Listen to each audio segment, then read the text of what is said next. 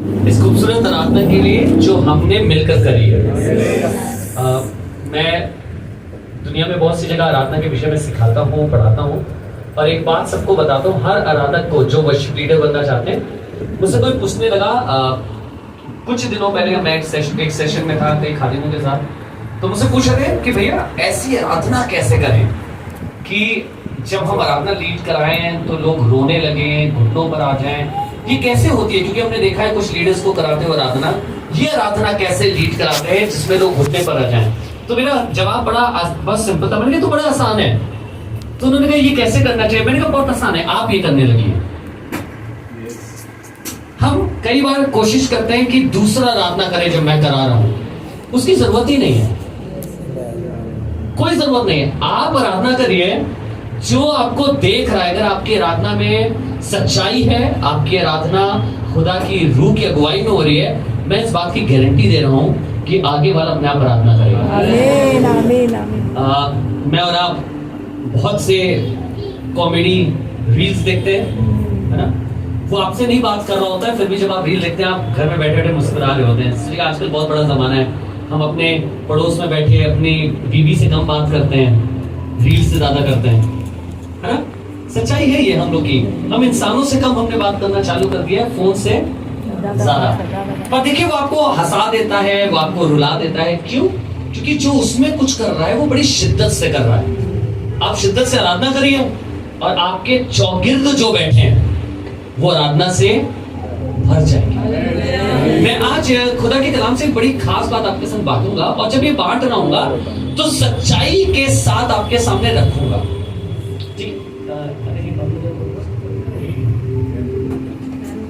मेरे से निकालिएगा एक बड़ी खूबसूरत किताब है, अगर आप इसे समझें, इसे जाने। क्योंकि जब परमेश्वर ने इसकी शुरुआत करी तो कई बार बोला है कि ये अच्छा है।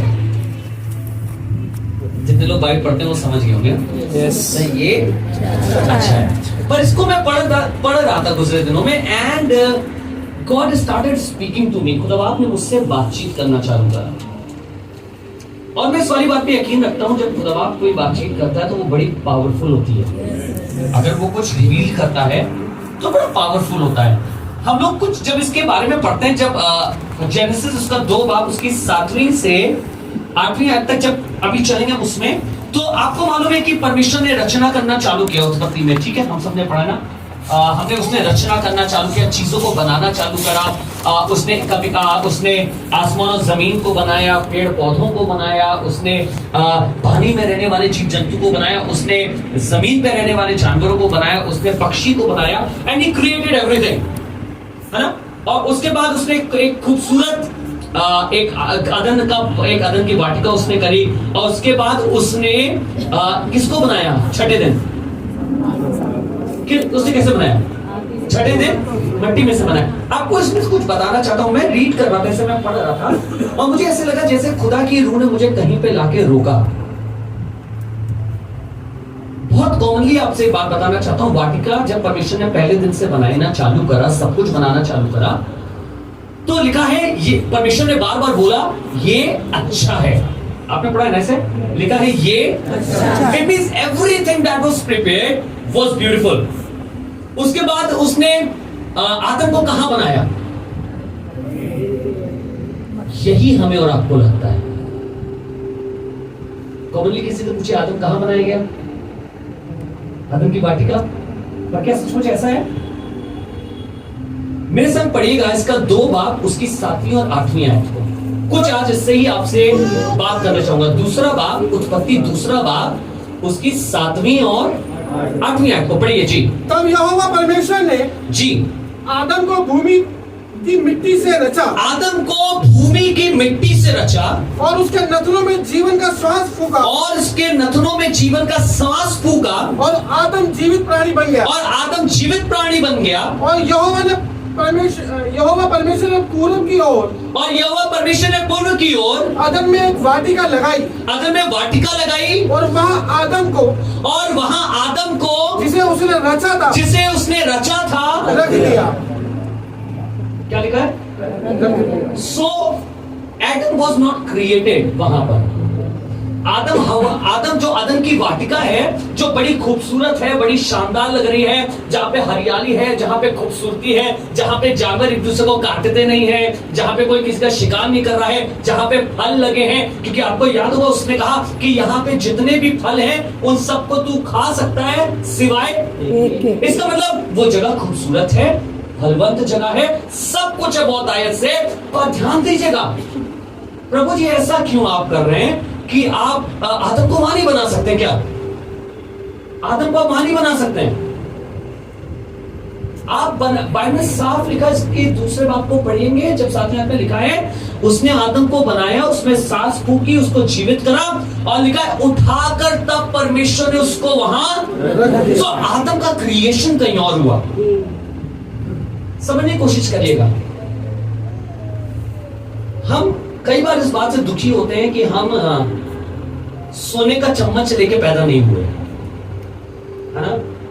भैया क्या करें, हमारे मम्मी पापा के पास इतना भी पैसा नहीं था, हम तो इतनी अच्छी पढ़ाई नहीं कर पाए, हमारा बचपन तो बड़ा गलियों में गुजरा है, बड़ा मट्टी में गुजरा है, हम क्या कर पाएंगे आगे, हमारे पास तो कुछ है नहीं। आपको कुछ बताना चाहता हूँ, आदम भी जब रचा गया, सो आदम वाज नॉट क्रिएटेड, वहां पे जो स्पेसिफिकली परमेश्वर ने वाटिका सजाई थी, जो खूबसूरत बनाई थी, वहां नहीं करा गया। लिखा है बनाया कहीं और गया, और हमें लगता है कई बार कि जहां पे खुदा बाप हमें बना रहा है, समझेगा इस वाली बात को, जहां पे खुदा बाप हमें बना रहा है वो वहीं रखेगा। सच नहीं है। कुम्हार के घर जाइए, जहां बर्तन बनाए जाते हैं, जहां बर्तन को रचा जाता है, बड़ी अच्छी जगह नहीं है। हर जगह मट्टी फैली है, हर जगह गंदगी फैली है, धूल है, हर जगह वो काम कर रहे हैं, बैठ के उनके मुंह पे मट्टी लगी, हाथ पे लगी। अरे भैया बताइए, कुछ लोग तो इतनी अच्छी जगह बनाए जाते हैं, हमें तो ऐसी जगह बना दिया। नहीं, चिंता मत करो, जहां तुम बनाए जा रहे हो ये एक अलग जगह है, पर बनाने के बाद खुदा बाप जहां तुम्हें रखेगा वो एक अलग जगह। हमें बड़ी प्रॉब्लम है, खुदा बाप हमें यहाँ बना रहे हैं, हमें नहीं चाहिए था ये वाली जगह। बताइए भैया, सबको तो वो दे दिया, सबको वहां रख के बनाया, हमें यहाँ बना रहे हैं। अरे ये मत सोचो कि खुदा बाप जहां आज आप जिस परिस्थिति में हो, शायद हो सकता है खुदा बाप आप केवल आपको आकार देने के लिए लाए हो सकता है आपके अंदर काम करने के लिए आपको केवल लाए हो, आपके अंदर कुछ रचना करने के लिए लाए हो, पर जहां आप होगे वो कुछ और होगा। आत्मा ने बाद में क्या लिखा? बाद में लिखा है जो बातें मैं, जो सोच या जो प्लान्स मैं तुम्हारे लिए बनाता हूं, उन्हें मैं वो हानि नहीं। इसका मतलब खुदा बाप ने कुछ प्लान करा हुआ है, खुदा बाप ने कुछ, किसके लिए? बोलिए मेरे लिए। मुझे नहीं पता आप कौन से बैकग्राउंड से आते हैं, मुझे आपके घर के बारे में नहीं मालूम, मुझे आपके परिवार के बारे में नहीं मालूम। I don't know much about your family, but I'm sure about one thing, that the word of my father says, मेरे खुदा का कलाम ये बताता है कि उसने आपके लिए योजना बनाई। एक कदम की वाटिका हमारे लिए भी है। बहुत से कहते हैं यहाँ उठेंगे, मैं आपको बताना चाहता हूँ समटाइम्स कि हम बहुत जगह खुदा बाप हमें बनाता है। मेरी शादी हुई, सबकी होती है, हमारी शादी हुई, हम दोनों नौकरी करते थे उस समय। मैं टीचर था, वो भी टीचर हैं आज तक, मेरी वाइफ भी टीचर है। हमारी शादी हुई और उसके बाद हमने कहा अभी कुछ प्लानिंग नहीं करेंगे, अभी मजे से टाइम में घूमेंगे, पहले थोड़ा अपना सेट करेंगे, फाइनेंसेस सेट करेंगे, then we will have kids. हमने 1-2 साल अपने लिए कि हम सेट करेंगे, पहले हमने फाइनेंसेस सेट करे, हमने अपनी हमारी सैलरी रिलीज ठीक हो गई, हमने कहा हाँ now we can plan for kid. जब हम प्लान करने लगे किड्स के लिए, तो मेरी वाइफ कंसीव नहीं कर पा रही थी। तो हम गए, हमने डॉक्टर को दिखाया, बहुत से चेकअप्स हुए, उन्होंने कहा कुछ लग तो नहीं रहा है और कुछ समझ में नहीं आ रहा है। तो उनकी भी मदर जो है वो भी मेडिकल में थी, तो उन्होंने अपने शहर बुलाया, हम वहाँ पे गए, उन्होंने कहा आप यहाँ ले आइए बेटी को, हम यहाँ पे इसका चेकअप करवाएंगे, इलाज करवाएंगे। हम जब वहाँ पे गए तो मुझे याद है इनकी लेप्रोस्कोपी हुई, उसकी रिपोर्ट आती है कुछ 2-3 दिन बाद, शायद अगर मैं गलत नहीं हूँ, मुझे एग्जैक्टली बहुत मालूम नहीं, कुछ टाइम बाद आती है। तो उन्होंने हमसे कहा, उन्होंने फोन किया, उन्होंने कहा जब आप आए तो अपने दामाद को लेकर आइएगा। हम गए, उन्होंने हमें बैठाया डॉक्टर के, हम बिल्कुल टेबल के सामने बैठे हुए थे और उन्होंने एक फाइल मेरे आगे करी और फाइल करते हुए जब वो पुश कर रहे थे तो उन्होंने कहा आपकी बीवी कभी मां नहीं बन सकती। और जब मेरी वाइफ ने सुना तो वो बिल्कुल टूट गई, मां नहीं बन सकती कभी। रोने लगी वहीं पे। जब वो रो रही थी पता नहीं कहां से मैं जब उस डॉक्टर ने बोला मेरे दिमाग में कलाम की एक बात आई, तुरंत मुझे ऐसा लगा किसी ने मेरे कानों में बोला। वो बोला ये है कि जब याइर की बेटी के बाप के घर से, जब याइर के घर से लोग आके कहने लगे कि देखो अब गुरु को तकलीफ ना दो क्योंकि तुम्हारी बेटी मर गई है, तो बाइबल में लिखा है यीशु मसीह ने उनकी बात को अनसुना करके, this is written in the Bible, ये बाइबल में लिखा है यीशु ने उनकी बात को, गजब की बात है, कोई बोले पड़ा है सामने मर गई मर गई मर गई मर गई, यीशु ने सुनी नहीं सुनेंगे, नहीं सुनेंगे, I am not going to receive it. यीशु मसीह ने उस सर पलट के कहा केवल विश्वास रख, मत डर, केवल विश्वास कर। मुझे ऐसा लगा जैसे पवित्र आत्मा ने मुझसे कहा, ये याद दिलाया, कहा मत डर, केवल विश्वास कर। मुझे नहीं मालूम कहां से बल मैं मुझे हमेशा से बच्चे बड़े प्यारे लगते हैं, आज भी लगते हैं, आज भी बहुत प्यारे लगते हैं। मतलब कहीं पे किसी का भी बेबी हो मैं खेलने लग जाता हूँ और बहुत बड़ा पसंद है। मुझे ऐसा लगा जैसे मुझसे किसी ने कहा कि अब मेरे पास अपने बच्चे नहीं होंगे, तो खुदाबाप ने मुझसे कहा जरूर से तो तुम्हारे पास होगा। अब उसके बाद साल बीतने लगे, तीसरा साल आया, चौथा साल आया और यहां तक हो गया कि जब लोग अपने कुछ सेलिब्रेशन करते थे बच्चों का तो हम लोग को नहीं बुलाते थे। मैं उस समय भी पादरी था, उस समय भी सेवकाई में था, एसोसिएट पास्टर था। तो किसी ने एक दिन पूछा कि पास्टर नीश नहीं दिख रहे, तो उन्होंने कहा हमने सिर्फ उनको बुलाया जिनके पास बच्चे हैं, तो हमने उनको नहीं बुलाया। मेरी वाइफ को पता चला, बहुत दुखी हुई। हर मदर्स डे पर वो रोती थी क्योंकि सब बच्चों को जाके चर्च में सब कुछ ना कोई फूल पकड़ाते थे, उन्हें नहीं पकड़ाया जाता था। She used to cry alone. उसी दौरान एक चीज होने लगी कि मैं एक जगह गया, रांची में प्रचार कर रहा था। रांची में प्रचार करने के बाद मैंने प्रचार खत्म किया, एक कपल मेरे सामने आ रहा था, वो आ रहा था और मुझसे खुदाबाप ने कहा इसके पास बहुत वर्षों से संतान नहीं है और तू इनसे कहना कि अगले वर्ष इनकी गोद में संतान होगी जब तू आएगा। मैं कन्वेंशन प्रीच कर रहा था। अब किस पादरी को पता होता है अगले साल वो प्रीच कर रहा है? हमारा चर्च नहीं है, वो हमें बुलाया गया है। तो वो आ रहे थे तो मैंने उनसे कहा ठहरिए, आपके पास संतान नहीं है और प्रभु ने कहा अगले साल आपकी गोद में संतान होगी जब मैं आऊंगा। उसी वर्ष 10 साल था, 10 साल का कुछ उनका अंतकाल हो गया था जिसमें उसमें बेबी नहीं हुआ था। 10 साल बाद एजेड लड़की की एज भी निकली जा रही थी। उसी वर्ष में उसने कंसीव किया, उसके हाथ में बेबी आया। मेरी वाइफ का इस सवाल था, आप प्रार्थना करते हैं तो किसी और के संतान हो जाती है, आप खुदा की सेवा कर रहे हैं, मैंने कभी आपसे कुछ नहीं बोला, मैं आपके साथ रहती हूँ, सेवकाई करती हूँ, हमारी संतान क्यों नहीं? आगमन में बहुत अजीब से हम होके गुजरे हैं। लोगों के ताने, लोगों की बातें सब सुनी थी, पर आपको मालूम है वो कौन सी जगह थी? हमें लग रहा था जैसे हमारे सब खत्म हो गया, पर हम उस समय समझ नहीं पा रहे थे ये वो जगह है जहां पे परमेश्वर बना रहा है, पर ये वो जगह नहीं है जहां पे हमें वो रखना चाहिए। समय गुजरता गया, 3 साल हुए, 4 साल हुए, 5 साल हुए। हर बार जब हम जाते थे, डॉक्टर को दिखाने जाते थे, तो जब लगता था कि कंसीव कर लिया, रिपोर्ट आती थी नहीं। 6 साल हुए, फिर हम दिखाने गए, फिर डॉक्टर को दिखाया, उसकी कंसीव शायद उसने कर लिया नहीं। 7वें साल में हम फिर गए दिखाने कि शायद कंसीव कर लिया है। फिर मेरी वाइफ रूम से बाहर निकली और बड़ी असमंजस से, बहुत परेशान, तो मैंने उसके कंधे पे हाथ रखा, मैंने कहा तुम फिक्र ना करो ना, मैं हूँ एंड आई डोंट केयर कि खुदाबाप संतान नहीं दे रहा है। कलीसिया में हमारे पास बहुत बच्चे हैं, कोई बात नहीं है, जब खुदाबाप चाहेगा तब देगी। तो कह रही प्रॉब्लम ये नहीं है। पहली बार मुझे लगा कुछ और भी हमारी लाइफ में प्रॉब्लम है, संतान ना होने के अलावा भी। तो हमने कहा प्रॉब्लम क्या है? कहने लगी कि डॉक्टर ने कहा है कि मेरी कोख में ट्विंस हैं और आज मेरे पास 2 लड़के हैं। खुदा के फजल से 7 साल के बाद खुदाबाप ने हमें ट्विंस से नवाजा। एक का नाम बैथल है, एक का नाम जेडन है। दोनों बढ़िया वर्शिपर्स हैं। इसलिए नहीं कह रहा हूं क्योंकि मेरे बेटे हैं, हो सकता है इसलिए कह रहा हूँ, आपके बेटे होते तो भी मैं कहता कि बड़े अच्छे वर्शिपर्स हैं। पर हकीकत तौर पे मैंने एक चीज सीखी, आपको मालूम है, जहां खुदा बाप हमें बनाता है वो हमारी परमानेंट जगह नहीं होती है। वो शेप दे रहा होता है, वो आकार दे रहा होता है, वो मट्टी से निकालकर मुझे और आपको बना रहा होता है। क्यों बना रहा होता है? ताकि उसकी खूबसूरत बनाई हुई वाटिका में मैं रह सकूं। आज हमें समझ में आता, पहले आपको मालूम है हमारे लिए श्राप थे 7 साल, श्राप थे, सही बता रहा हूं आपको। पर आज अगर आप मुझसे पूछें कि आपकी मैरिड लाइफ के सबसे अच्छे साल कौन से हैं, मैं आपसे कहूंगा वही 7 साल।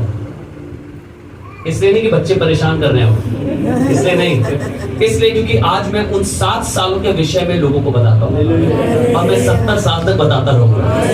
आपको मालूम है खुदा बाप जहां आपको बना रहा है, ये मत सोचिए प्रभु अभी मेरा हालात ऐसा है। और आपको गजब की बात बताऊं, उसके बाद से ऐसा जैसे परमेश्वर ने मेरी कलीसिया में इस एक वाले वरदान को उंडेल दी।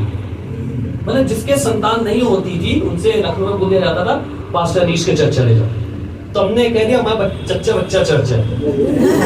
तो जहां संतान नहीं हो रही वहां हमारे पास आते हैं। अभी मेरे पास परसों एक फोन आया कानपुर से, वो कपल मुझसे मिला था और मैंने उसके लिए दुआ करी थी। उसने बड़ी खुशी से लेके अपनी बेटी की फोटो मुझे भेजी। उसने कहा भैया आपने दुआ करी थी और हमारे संतान हो गई। मैंने खुदा बाप का इतना धन्यवाद किया और मैंने एक चीज सीखी, आपको मालूम है खुदा बाप ने मुझे जिस जगह बनाया था वो जगह मेरे लिए थी नहीं, लेकिन उसने मेरे लिए एक नई जगह तैयार करके रखी थी। आज मैं वहां पर हूं तो बड़ा खुश दिखाई दे रहा हूं। आपको बताना ये मांग रहा हूं कि जिंदगी के अगर किसी जगह पर आप ऐसी जगह फंस गए हैं जहां पे आपको डिस्करेजमेंट हो रहा है, आपको लग रहा है शायद मेरे लिए तो कुछ था ही नहीं, आपने पढ़ाई में बड़ी मेहनत करी है, आप फेल हो गए, आपको लगा कि चीजें खत्म हो गई, आपको लगा कि चीजें तो यार यहाँ से चली गई, मेरे हाथ में कुछ है नहीं, मेरा परिवार नहीं बढ़ रहा है, फाइनेंशियल चीजें वैसे ही बनी हुई हैं, मेरे हम कर्जे में दबते ही जा रहे हैं। हाँ शायद आप आज मुसीबत में हो, लेकिन गारंटी के साथ एक बात कह सकता हूं, ये वो जगह नहीं है जो परमेश्वर ने तैयार करी है। ये वो जगह है जहां परमेश्वर बना रहा है आपको। आज उसका धन्यवाद कहेंगे, पर Lord thank you for building me. कहिए परमेश्वर मुझे बनाने के लिए तेरा धन्यवाद, क्योंकि अगर तू नहीं बनाता तो मैं इस अदन में नहीं होता। तूने बनाया तभी तो मैं यहाँ हूँ। कई बार बनाने वाली जगह में बड़ा खराब लगता है। आपको मालूम है वो जो बर्तन कुम्हार के घर में बन रहा है, थोड़े टाइम रुक जाइए, कारीगरी पूरी हो जाने चाहिए। ये 10 रुपए का बर्तन किसी दिन महंगी दुकान में जाके कारीगरी के कारण 10,000 का बिक रहा होगा। उस बर्तन को भी नहीं पता होगा कहाँ आया, मैं कहाँ कर दिया खुदा बाबा में मट्टी की जगह पे। पर जिस दिन किसी 5 स्टार होटल में लगा होगा वो गमला, उस दिन कहेगा क्या बात है यार, है ना, हमारे क्या भाग्य हमारा 5 स्टार होटल के अंदर बैठे। आपके संग भी खुदा बाप यही करना चाहता है। जहां बना रहा है उसे हल्की चीज मत समझिए, हमेशा विश्वास रखिए उसने मेरे और आपके लिए एक जगह तैयार करके रखी है। मेरे संग निकाले 1 कुरिन्थियों उसका 2 बाब उसकी 6 से 9 आए। मैं जल्दी से करूंगा because I know we have a limited time. 1 कुरिन्थियों 2 बाब उसकी 6 से 9 आए, जल्दी से कोई पढ़ दे। परंतु जैसा लिखा है, परंतु जैसा लिखा है, जो बातें आंखें ने नहीं देखी, जो बातें आंखों ने नहीं देखी। आपको क्या लगता है खुदा बाप आपको क्या देना चाह रहा है बताइए? जो आपने देखा है नहीं। अगर आप परमेश्वर से प्रेम करने वाले जन हैं तो जो परमेश्वर अपने प्रेमियों के लिए जो गिफ्ट रखता है ना, वो भी बड़ा स्पेशल होता है। It's not like that everybody. आप अपने किसी से बड़ा प्रेम करते हैं, आप उसके लिए बिल्कुल चुन के ऐसा गिफ्ट लाना चाहते हैं जो किसी ने ना देखा हो, पॉसिबल नहीं है जब की है। पर आप बिल्कुल ऐसा करते हैं कि ऐसा गिफ्ट दूं जो मैंने किसी को देखा ही ना हो। अरे यहाँ हम एक तरीके का सूट पहन ले तो फिर हम वो पहनना छोड़ देते, कोई दूसरा पहन के आ जाए चर्च में, हम लगता है उसके पास भी है, ये नहीं पहनेंगे। आप सोचिए आसमान का खुदावन जिनसे प्रेम करता है, बाइबल में क्या लिखा है, आप पूरा करिए उससे जी। जो बातें आंखें ने नहीं देखी, हाँ जी, और कान ने नहीं सुनी जी, और जो बातें मनुष्य के चित्त में नहीं हो सुनिए, आंखों ने नहीं देखी, कानों ने नहीं सुनी और मनुष्य के चित्त का मतलब क्या है? चित्त का मतलब क्या है? इच्छा। जब आपने देखा ही नहीं, जब आपने सोचा ही नहीं, देखा ही नहीं, सुना ही नहीं, तो आपके मन पे कैसे चढ़ेगी? आपको अच्छा कोई ऐसा प्रोडक्ट है जो अभी नहीं बनाओ, क्या आप उसके विषय में जानते हैं? उसकी चाह रखेंगे? नहीं रखेंगे। पर आपको मालूम है खुदा का कलाम क्या कह रहा है? जो आंखों ने नहीं देखी, जो कानों ने नहीं सुनी और जो मनुष्य के चित्त में नहीं चढ़ी, जी वे ही जो परमेश्वर ने प्रेम अपने वही है जो परमेश्वर ने अपने प्रेम करने वालों के लिए तैयार की है। मुझसे बोलिए, मेरे लिए ये कीचड़ तैयार नहीं है, मेरे लिए प्रॉब्लम तैयार नहीं करी है। यहाँ तो वो मुझे बना रहा है, और उसने तैयार एक बड़ी बरकत मेरे लिए करी है। उसने मेरे लिए खूबसूरत जगह तैयार करी है, उसने मेरे लिए अदन तैयार किया है। आमीन। अरे हम नहीं है भाई, जहां है आज कर्जे में है, हाँ ठीक है, खुदा बाप इससे सिखा रहा है कि बेटा तू सीख जा, उसके बाद हजारों को सिखाना, कर्जे में कभी ना पड़े। आपको मालूम उसने पतरस से क्या कहा? एक बहुत खूबसूरत बात कही, जब तू फिरे तो अपने भाइयों को भी दृढ़ करना। गजब की बात है, क्यों फसल ले रहे हो खुदा बाप, है ना? फिरने की नौबत ही क्यों है? नहीं बेटा, नौबत की जरूरत है, इसलिए क्योंकि तेरे फिर के वापस आने से बहुत से लोगों के जीवन में ये एग्जाम्पल बन जाएगा। खुदा बाप क्या नहीं रोक सकते हैं? आप सब रोक सकते हैं, but he doesn't want to stop it. आपको मालूम है क्यों? क्योंकि आज आपके जीवन की समस्या कल 1000 लोगों की गवाहियां होंगी। आज आपकी बीमारी हजारों लोगों की गवाहियां होंगी। मैं आपको सच बता रहा हूं, और आपको एक चीज और बता दूं, अब मेरी वाइफ के फिलिपिन ट्यूब्स खराब नहीं है, खराब नहीं है। I don't know what God has done, पर उसने एक काम करके दिखा दिया है कि बेटा मैंने कहीं और से बना रहा था ताकि हजारों के लिए तुम बरकत का वसीला बनो। अगर आपकी जिंदगी भी ऐसी है जो कहीं ऐसी जगह पे आके अटकी हुई, आपको समझ नहीं आ रहा खुदा आप मेरी जिंदगी में क्या हो रहा है, क्यों मैं इतना परेशान हो रहा हूँ, उससे कहिएगा पर अगर तू मुझे बना रहा है तो मैं तुझे बनाने दूंगा। याद रखिएगा यिर्मयाह के कुम्हार के वाले घर की कहानी, जब बर्तन बिगड़ने लग गया अपने आप, हम कई बार खुदा के हाथों में बिगड़ने लग जाते हैं। क्यों? क्योंकि वो थोड़ा दर्द लेके बना रहा है, वो धूल से बना रहा है। हम ये भूल जाते हैं वो केवल बना रहा है, पर उठा के रखेगा कहीं और। मेरे पास बहुत है, पर मुझे मालूम है 7:30 लोगों को खत्म करनी है ना भाई। नहीं कोई बात नहीं, पीछे ऐसी बोल रहा है, कोई बात नहीं। पर मैं आपको सच बता रहा हूँ, खुदा बाप आपको बनाना चाहता है और बना के कहीं रखना चाहता है, एक ऐसी जगह जहां पे आप सुरक्षित, महफूज और ब्लेसेड रह सके, आप खुशहाल रह सके। मैं एक पादरी हूं और यकीन मानिए अगर मैं प्रीच करने लगूंगा तो भैया जानते होंगे, मेरे गुरु को जो जानता है वो मुझसे उससे कम कोई एक्सपेक्ट नहीं करेगा। If you know about reverend Jagdish Das, भैया जानते होंगे। So I am not going to take that time, मैं समय पे खत्म कर रहा हूँ। बस एक बात कहना चाहता हूँ, कभी खुदा आपने मौका दिया तो आपकी कलीसिया में फिर से दोबारा जरूर आऊंगा और लंबे समय के लिए आऊंगा कि आपसे बहुत कुछ बांट पाऊं, बहुत कुछ दिल में है। पर आज एक बात बताना चाहता हूं, जहां आप हो, अगर यूसुफ इस वाली बात से हार मान गया होता कि गड्ढा मेरा स्थान है, जहां मैं बेचा जा रहा हूं वो शायद मेरा परमानेंट स्थान है, या जेल खाना जहां पे गलत इल्जाम लगा के डाला गया हूं शायद ये मेरा स्थान है, आपको सच बता रहा हूं आज यूसुफ का नाम बाइबल में नहीं होता। और अगर होता तो एक अच्छे कैरेक्टर में नहीं होता। आपको मालूम उसकी जिंदगी की हर परिस्थिति में उसे पता था भाई साहब रखेगा तो कहीं और।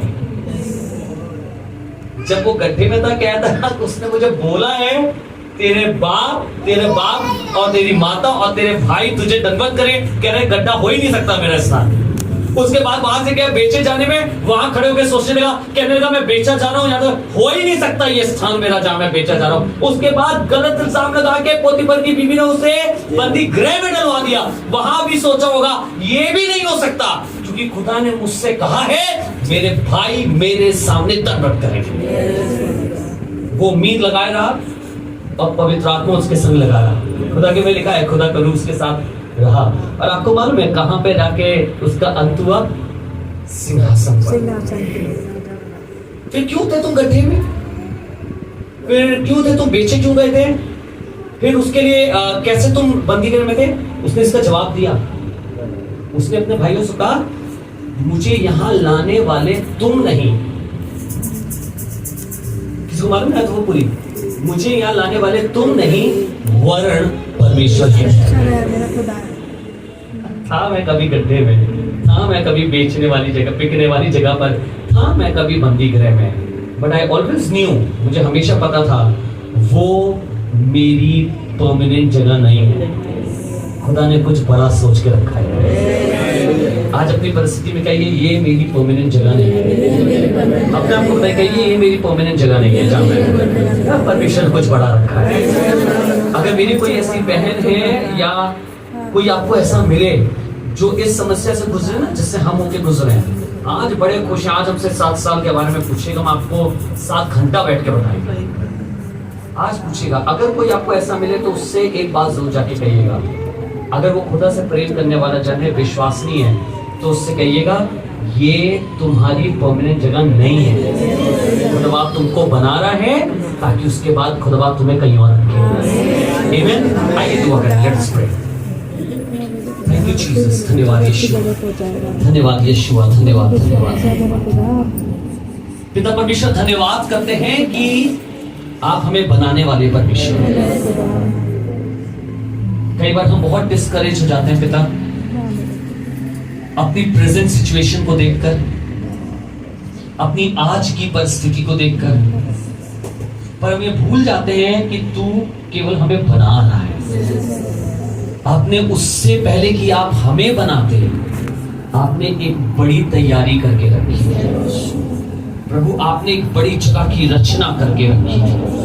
आपने एक बड़ी खूबसूरत जगह सोच रखी थी कि जहां उठा के आदम को रखेंगे। प्रभु मैं धन्यवाद करता हूं, आपके कलाम से हमने पढ़ा है, जो आंखों ने ना देखी, जो कानों ने ना सुनी और जो मनुष्य के चित्त में नहीं आई, वे ही हैं जो तूने अपने प्रेम करने वालों के लिए तैयार करी है। परमेश्वर, मेरी उत्पत्ति से पहले मेरी ये खूबसूरत जगह तैयार हो चुकी थी। परमेश्वर, आपने प्लानिंग कर ली थी। प्रभु आप दुआ करता हूं, हमें से हर एक चीज को ईमान दे कि अपनी जिंदगी की खराब परिस्थिति में खड़े होकर कह सके, मेरे खुदावन ने मेरे लिए भलाई रखी है, मेरे खुदावन ने मेरे लिए भलाई रखी है। मैं टुकड़ों के लिए मोहताज होकर नहीं मरूंगा, क्योंकि मेरा आसमान का खुदा मुझे आसमान से खिलाना चाहता है। मैं गरीबी में नहीं मरूंगा, क्योंकि जो सारी वेल्थ का ओनर है वो मेरा आसमान का खुदा है। मैं अकेला और अनाथ नहीं रहूंगा, क्योंकि मेरे ऊपर मेरे बाप का साया है। प्रभु धन्यवाद आज आपके कलाम के लिए। प्रभु आनंद पर्वत की इस कलीसिया पर आपकी बरकत को बोलता हूं। बोले दे प्रभु, ये आनंद का वो पर्वत हो जिसकी ओर बहुत सी जातियां बहती चली हैं। प्रभु ऐसा आनंद मिलता है प्रभु, तू अपने मंदिर में लाके, तेरे वचन में लिखा है, तू उन्हें हर्षित और आनंदित करता है। परमेश्वर, ये ऐसा पर्वत बन जाए, ये ऐसा वो तेरा मंदिर बन जाए जो पर्वत पे बसा हो। और प्रभु तेरे कलाम के द्वारा जैसा लिखा है, बहुत सी धाराओं के पानी लोग इसकी तरफ बहने लग जाए, और जब यहाँ आए तो आनंद से भर के वापस जाए। प्रभु यीशु मसीह नासरी के नाम से मांगते हैं, आमीन।